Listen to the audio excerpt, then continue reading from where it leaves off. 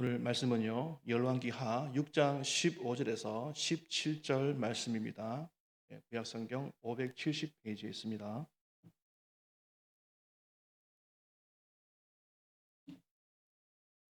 열왕기하 6장 15절에서 17절 세 절 말씀인데요. 우리 천천히 합독하시겠습니다. 시작. 하나님의 사람의 사환이 일찍 일어나서 나가보니 군사와 말과 병거가 성읍을 에워쌌는지라.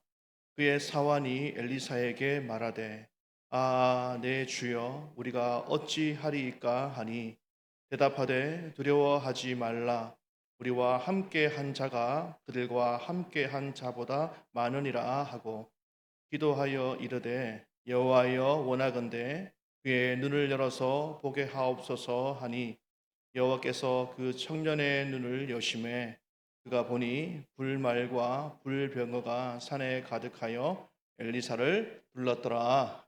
아멘. 오늘 말씀의 이 배경은요. 앞에 한 8절 좀 보시면요.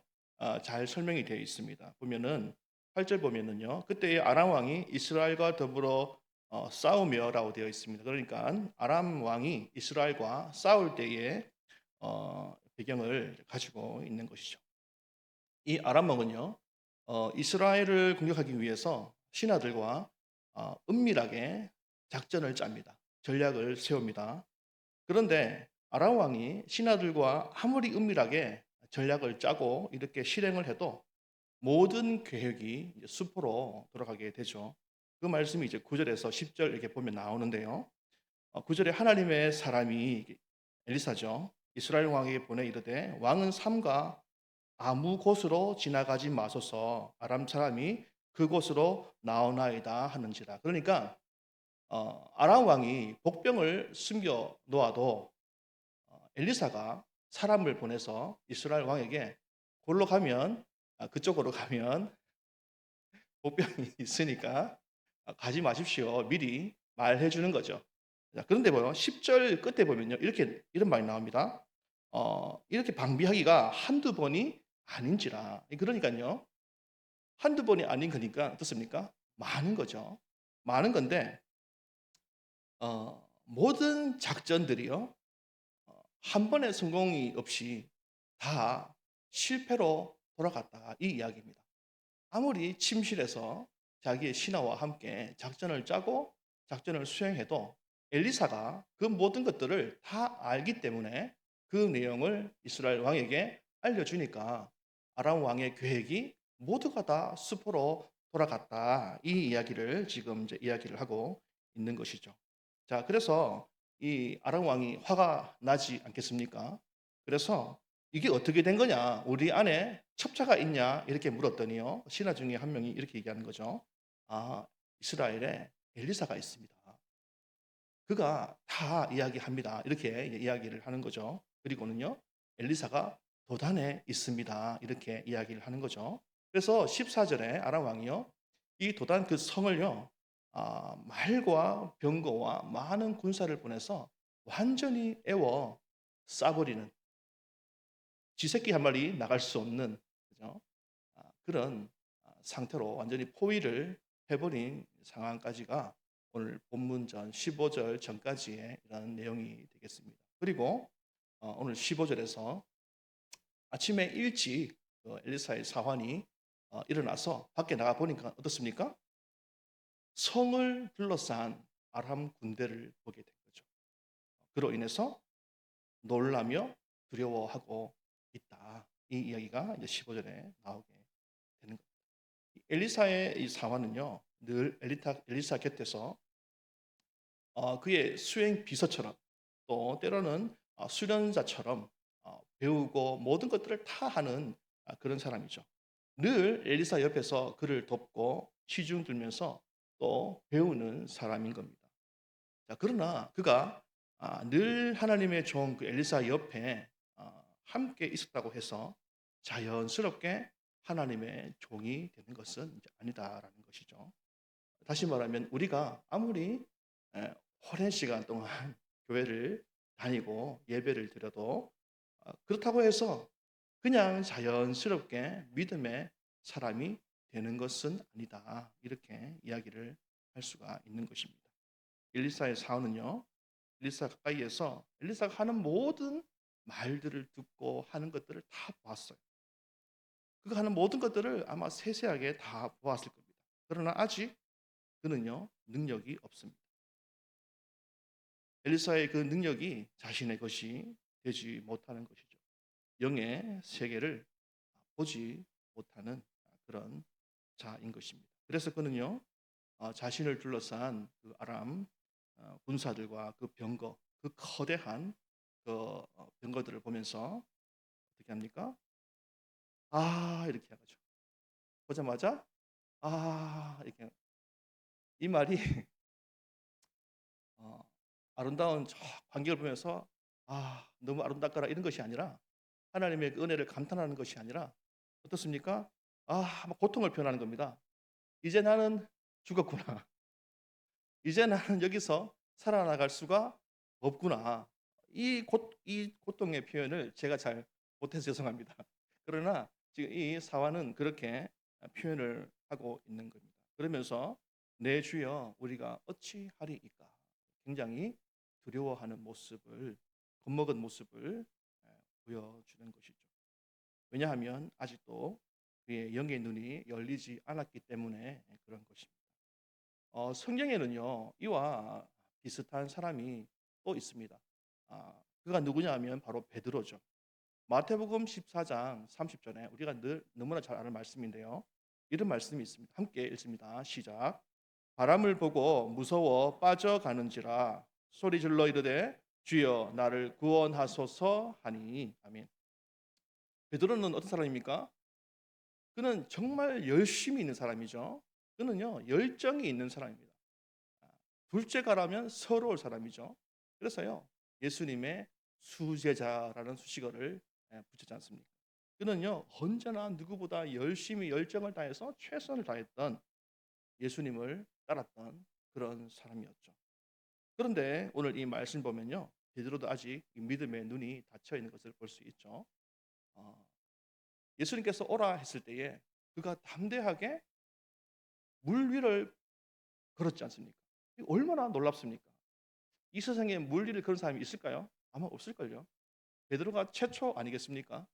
우리 입장에서는 대단한 사람이죠. 저도 걸어보면 좋겠는데 그러나 그렇다 하더라도 어떻습니까?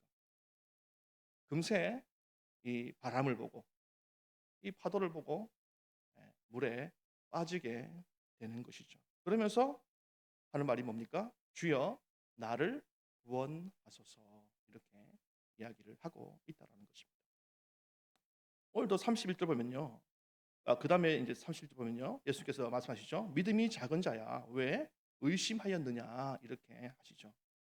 베드로의 믿음의 이 자금을 보시고 예수님께서 또 안타까워하시고 또 꾸짖고 계신 그런 모습을 보게 되는 거죠. 이와 같이 모든 일을 인간의 눈으로만 보고 판단을 하면 이렇게 낭패와 실패를 당할 수밖에 없는 것이죠. 그러나 하나님 편에서 믿음의 눈으로 바라보면 두려울 것이 없게 되는 것입니다. 엘리사가 바로 그런 사람이죠. 사완에 비해서 엘리사는 어떻습니까? 그 많은 군사와 군병들이 병거들이 어, 성을 둘러쌌을 그때에도 마음에 조금도 요동함이 없습니다. 오히려 16절을 이렇게 보게 되면요. 두려워하지 말라 이렇게 이야기하면서 사완에게 용기를 주고 있죠. 이런 믿음은요. 우리가 모세를 통해서도 볼 수가 있습니다. 출애굽기 14장 10절부터 13절 이렇게 말씀을 보면요. 이 이스라엘 자손들이 이 모세와 함께 출애굽해서 홍해 앞에 이르렀을 때 일이죠. 10절 보면요. 이스라엘 자손이 눈을 들어 본즉이라고 되어 있죠. 그러니까 바로 가까이 올 때에 이스라엘 자손이 눈을 들어 본즉 이렇게 이야기를 합니다. 그들은요. 자기의 눈을 들어 보고 있다라는 것이죠. 눈을 들어 보니까 어떻습니까? 자기 앞에는 홍해가 가로막고 있고 뒤에는 바로와 그의 군사들이 그죠? 자기들을 죽이기 위해서 달려오는 그런 모습들을 자기 눈으로 보게 되는 것이죠. 그 결과 그들은 어떻게 되는 거죠? 11절, 12절에 보면요. 그들은요. 계속 뭐랍니까? 우리를 애굽에서 이끌어내어 우리에게 이같이 하느냐? 우리를 여기에서 다 죽게 하려느냐? 이렇게 얘기하죠. 12절에는 뭐랍니까? 차라리 애굽 사람을 섬기는 것이 광야에서 죽는 것보다 낫겠다. 이런 이야기를 하고 있는 것이죠. 세상에는요, 이런 사람들이요, 세고 셌습니다. 우리 주변에도 많죠. 현실을 보고 현상을 보고 거기에서 뭔가 안 맞으면 부족하거나 모자라면 이렇게 평가하는 사람들은요, 우리 주변에 널리고 널렸습니다. 자, 그러나 모세는 어떻습니까? 모세는 너희는 두려워하지 말고 13절에 너희는 두려워하지 말고 가만히 서서 여호와께서 오늘 너희를 위하여 행하시는 구원을 보라. 이렇게 이야기를 하고 있는 것이죠. 앞에서 보았던 것처럼 이 세상에는요. 이 현실에 눈만 가지고 보는 사람들이 참 많죠.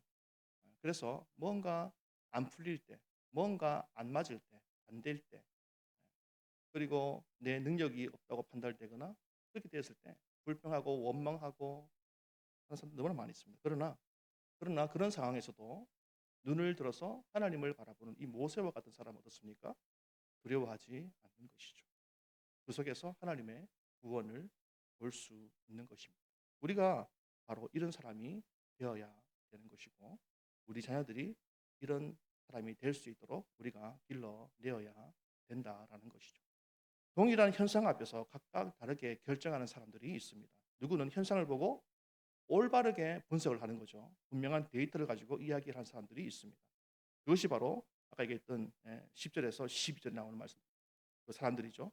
눈에 보이는 현실에서 그래서 곧바로 나에게 해를 가할 수 있는 바로와 그의 군대를 눈에 보이지 않는 하나님보다 더 크게 여기는 사람들. 하나님의 말씀을 따를 때와 현실에 순응할 때 그 결과의 차이를 분명히 알고 그래서 자신이 어디에 속할 때 이득인지를 빨리 잘 계산해낼 수 있는 사람. 그래서 하나님을 섬기다가 죽는 것보다 세상의 종으로 살기를 바라는 자들. 이런 사람들은요 아주 똑똑하죠. 똑똑하고 현명하고 판단이 빠릅니다. 그래서 이런 사람들은요 세상에서 성공을 하게 될 가능성이 크죠. 그런데 이 13절에 모세와 같은 자는 어떻습니까? 상황이나 현실보다 하나님을 주목하는 자들인 것이죠. 하나님의 말씀을 믿고 하나님의 말씀을 가지고 있는 자입니다. 우리는 이런 사람을 리더다 이렇게 이야기를 하게 되는 거죠. 그는 하나님의 약속을 신실하게 믿기 때문에 세상에서 타협이 되지 않는 거죠. 절대로 타협하지 않는다라는 것입니다. 말씀과 세상의 요구 사이에서 갈등이 없는 것이죠. 그래서 언제나 힘이 있고 당당하고 두려움이 없게 되는 것입니다. 그에게 두려움은 바로 하나님의 말씀에 불순종하는 것이 바로 그에게는 두려움이 되는 것이죠. 그래서 그는요, 바로 오늘 지금 이 자리에 행하시는 하나님을 볼 수 있게 되는 것이죠. 그저 이 성경 안에, 문자 안에 갇혀 있는 하나님, 그러니까 역사 속에 있는 그 하나님, 혹은 다른 누군가의 어떤 그 하나님, 그 죽은 하나님이 아니라는 것이죠. 오늘 지금 이곳에 나를 만나 주시고 삶에서 나에게 위로와 힘을 주시는 그 살아 역사하시는 그 하나님을 그런 사람들은 볼 수 있게 된다라는 것입니다. 이런 사람이 세상을 이끌어가는 리더가 되는 것이죠. 이런 사람이 광야에서 길을 낼 수 있는 사람이 되는 것입니다. 이런 사람이요 막혀 있는 벽을 뚫고 나아갈 수 있는 사람이 된다라는 것이죠. 모두가 다 주저앉아 있을 때, 답을 찾지 못할 때에 이 사람은 하나님의 구원을 보기 때문에 그 길을 열 수 있다라는 것이죠. 바로 우리가 이런 사람이 되어야 되는 것이고 우리 자녀들이 이런 사람이 되어야 되는 것입니다. 엘리사는요, 오늘 바로 지금 이곳에서 너희 구원을 위해 일하시는 하나님을 보라라고 지금 말하고 있습니다. 다시 말해서 엘리사는요, 이 모든 상황이 하나님의 주권하에 있음을 믿으라 이렇게 이야기를 하는 것이죠. 하나님이 우리의 모든 것들을 다 다스리시고 완벽하게 통치하고 계시는 분이심을 이야기를 하고 있는 것입니다. 하나님의 주권하에 있음을, 하나님의 섭리 안에 있음을 믿으라 이 이야기를 지금 하고 있는 것이죠. 왜냐하면 믿음의 사람은 어려움 자체를 보지 않고 그 뒤에 역사하시는 하나님의 계획을, 하나님의 선하신 그 계획을 보고 믿기 때문에 그렇습니다. 그래서 상황이 아무리 어려워도 엘리사와 같이 기도할 수 있게 되는 것이죠. 그것이 바로 17절의 내용입니다. 우리 함께 17절인데요. 함께 한번 읽어보겠습니다. 시작. 기도하여 이르되 여호와여 원하건대 그의 눈을 열어서 보게 하옵소서 하니 여호와께서 그 청년의 눈을 여심해 그가 보니 불말과 불병거가 산에 가득하여 엘리사를 불렀더라. 아멘. 기도하여 이르되 여호와여 원하건대 그의 눈을 열어서 보게 하옵소서. 이것이 바로 엘리사의 기도의 제목이었습니다. 기도를 할 때에도 어떤 기도를 하는지가 굉장히 중요합니다. 엘리사는요, 두려워하는 사환을 위해서 특별히 그의 믿음의 눈이 열리기를 지금 간구하고 있는 것입니다. 왜 그럴까요? 그것은요, 이 전쟁이 주께 속해 있음을 믿고 있기 때문에 그렇고 그것을 사환에게 알려주고 싶었기 때문일 것입니다. 우리가 싸우는 이 전쟁은요, 어, 영에 속한 전쟁이라는 것이죠. 영에 속한 전쟁이라는 그 사실을 오늘 우리는 말씀 등에 볼 수 있고 엘리사는 자기 사환에게 깨우쳐 주고 있는 것입니다. 만약에 우리 부모 세대가 엘리사와 같지 못하면 우리 애들은 어떻게 될까? 오늘 말씀을 보면서 그런 생각을 좀 가지게 됩니다. 우리의 영의 눈이 만약 닫혀 있어서 우리가 영적 전쟁을 준비할 수 있는 힘과 능력이 없다면 그렇다면 우리 다음 세대, 우리 자녀들은 어떻게 될까? 그들의 영의 눈은 열리게 될까? 그들의 영의 세계를 볼 수 있을까? 그러나 오늘 이 말씀 속에서 엘리사는요, 기도로 사환의 눈을 열어줍니다. 이전까지 보지 못했던 새로운 어, 영의 세계를 보게 해주는 거죠. 그래서 17절에요. 그것을 보자마자 어떻게 됩니까? 불말과 불병거가 산에 가득하여 엘리사를 두르고 있더라. 이 광경을 드디어 사환이 보게 되는 것이죠. 지금까지 엘리사가 보았던 그 영의 세계를 엘리사의 기도를 통해서 이제는 그의 사환이 보게 되는 것입니다. 그리고 사환에 있는 그 마음속에 있던 두려움은 사라지게 되고 믿음의 확신이 생기게 되는 것이죠. 이런 말씀들은요, 성경에 무수히 많습니다. 역대하 20장 15절에는요, 이 전쟁은 너에게 쏜 것이 아니다. 하나님께 속한 것이다. 사무엘상 17장에는요, 전쟁은 여호와께 쏜 것인즉 그가 너희를 우리 손에 넘기시리라 이렇게 이야기합니다. 그리고 또 요한복음 16장에는요, 세상에서는 너희가 환난을 당하나 담대하라 내가 세상을 이기었노라. 성경은요, 우리에게 수없이 이와 비슷한 말씀들을요 계속 하고 있습니다. 전쟁은 주께 속한 것이다. 너희에게 속한 것이 절대로 아니다. 너희는 나를 바라봐라. 나를 믿어라. 그래서 두려워하지 말고 담대하라. 내가 세상을 이긴 하나님이다. 이 이야기를 얼마나 많이 하고 있습니까? 우리는 얼마나 많이 들었습니까? 오늘 제 설교가 전혀 색다른 것이 없죠. 우리 아내가 늘 하는 것처럼 쌀로 밥 짓는 이야기입니다. 그러나 정말 돌아봤을 때 이 말씀대로 우리가 믿고 살아가는지는 또 다른 문제인 것이죠. 사환이 늘 엘리사 곁에서 그가 하는 모든 것들을 다 보고 배웠지만, 그러나 영의 눈이 열리지 않아서 정작 현실 속에서는 힘을 내지 못하고 믿음을 일으키지 못하고 하나님을 보지 못하고 두려워 떨고 있잖아요. 정작 싸워서 이기고 나가야 될 그 상황 속에서는 어떻습니까? 뒤로 물러나 있는. 아, 주여 우리가 어찌할꼬 하면서 그렇게 있는 것이죠. 그것은 절대로 믿음의 사람이 살아가는 것이 아닌 겁니다. 이스라엘은요, 하나님을 신뢰한 대신요, 세상의 왕을 선택했던 우리가 이야기를 잘 알고 있죠. 그것이 사무엘상 8장 5절에 나와 있습니다. 우리 함께 읽어보겠습니다.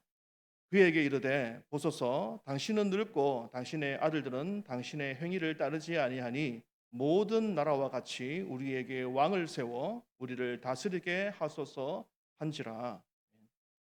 주변 국가들은요, 왕을 세웠습니다. 그리고 성벽을 쌓고 군사를 뽑고 훈련을 시키죠. 철기 문명을 발전시켜서 그들의 칼과 창과 방패를 아주 단단한 철로 만듭니다. 그리고 왕이 다스리는 중앙 집권적 체제를 만들어서 강력한 나라로 세워가고 있을 그때였습니다. 그러나 이스라엘은 어떻습니까? 아직도 사사를 통한 신정 정치에, 그리고 농업 중심의 부족 사회에, 외적의 위협에 일시적으로 연합하는 부족 연합 체계를 가지고 있던 때였습니다. 제대로 된 군사가 없었죠. 그래서 뭔가 전쟁이 일어나면요, 그냥 백성 중에서 모병제 모집하는 거죠. 민병대에 가까운 사람들. 따라서 그들에게 하나님은요, 어떤 하나님으로 비춰지겠습니까? 현실 정치에 무능한 존재로 간주가 되는 것입니다. 그래서 그들은요, 이렇게 이야기하는 거죠. 하나님 말씀 제가 다 아는데 살아보니까 하나님 말씀으로만 살 수가 없던데요. 내가 한번 해보니까 하나님은 이렇게 얘기했지만, 그러나 그렇게 해가지고는요, 이 세상 살 수 없던데요. 안 되던데요. 이런 이야기를 하는 겁니다. 말씀 외에도 이것도 필요하고 저것도 필요하고, 그리고 또 하나님 이렇게 말씀하시면 왜 꼭 그렇게만 옳다고 주장하십니까? 이렇게 반문하기도 하는 것이죠. 그런 시대가 바로 지금 우리가 살고 있는 시대고, 때로는 우리의 모습이지 않겠습니까? 우리의 마음에 하나님의 말씀 대신 다른 것이 자리 잡으면 하나님이 없는, 그냥 일반 사람과 다를 바가 없는, 믿음이 없는 그런 사람이 되는 것이죠. 전혀 영의 눈이 열리지 않은, 그냥 이 땅에 충실한 사람인 것이죠. 그런 사람은요, 현실의 문제가 닥치면 두려움에 빠지게 되는 것입니다. 지금 엘리사는요, 기도를 통해서 사원의 눈을 엽니다. 그리고 다시 하나님의 약속의 그 말씀을 다시 한번 더 바라보게 하는 것이죠. 믿음의 눈이 열린 사람은요, 세상을 다르게 봅니다. 다르게 분별합니다. 똑같은 상황 속에서도 보는 눈이 다르면 반응도 완전히 달라지게 되는 것이죠. 엘리사의 사원은요, 아람의 군대를 보고 두려워했지만, 그러나 엘리사는 하나님의 군대를 보고 담대하게 되었던 것입니다. 두 사람은요, 같은 장소와 같은 시간, 같은 상황 속에 있었지만, 한 사람은 현실을 보고 절망했지만, 또 다른 한 사람은 영적 현실을 보고 힘을 얻게 되는 것입니다. 믿음의 사람은요, 현실 너머를 보는 사람인 것입니다. 그 사람이 바로 리더이고, 그 사람이 지금도 살아 역사하시는, 지금 일하시는 그 하나님을 보는 사람인 것이죠.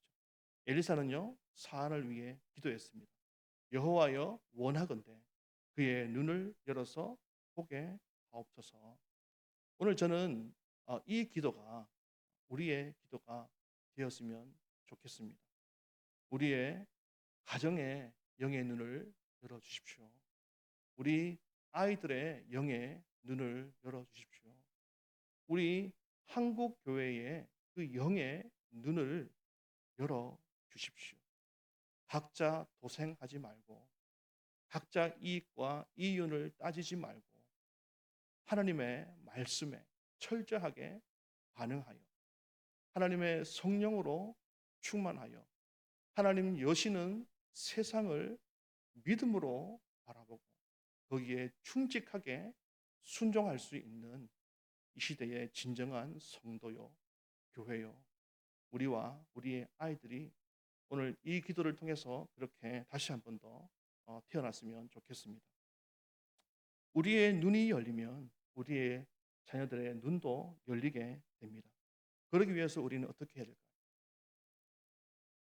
우리 안에 하나님의 말씀이 살아 역사해야 되는 것이죠. 영의 눈은요, 기도와 말씀을 통해서만 열리게 되는 것입니다. 말씀을 멀리하면 현실이 커져 보이겠죠.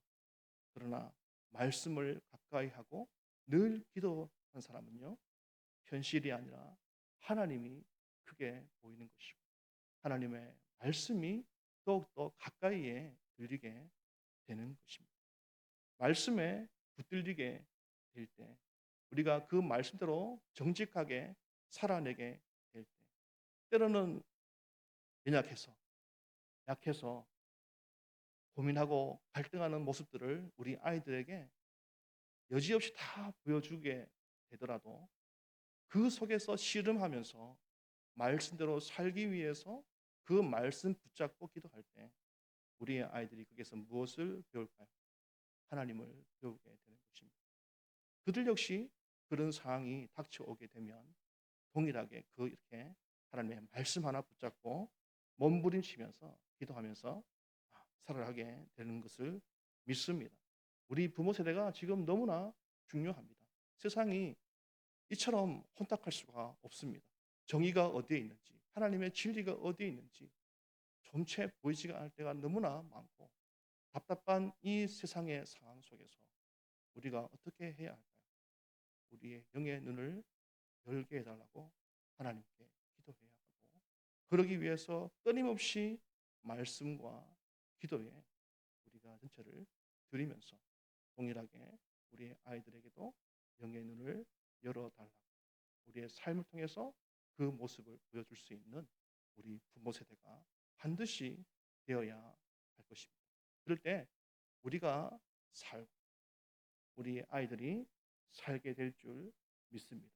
그렇게 될 때 하나님께서 말씀하신 것처럼 이 마지막 시대를 감당할 수 있는 믿음의 세대들로 우리의 아이들이 리더십을 가지고 일어나게 될 줄로 믿습니다. 또 한 가지 바라는 것은 우리 교회도 그런 교회가 되었으면 좋겠습니다. 세상 풍조에 세상 이런 말들 저런 말들에 휩쓸리지 말고 말씀의 중심을 분명히 잡고 하나님 여시는 믿음의 눈을 바르게 보면서 그 길을 묵묵히 걸어갈 수 있는 이 마지막 시대를 믿음으로 감당할 수 있는 귀한 교회가 되었으면 좋겠습니다.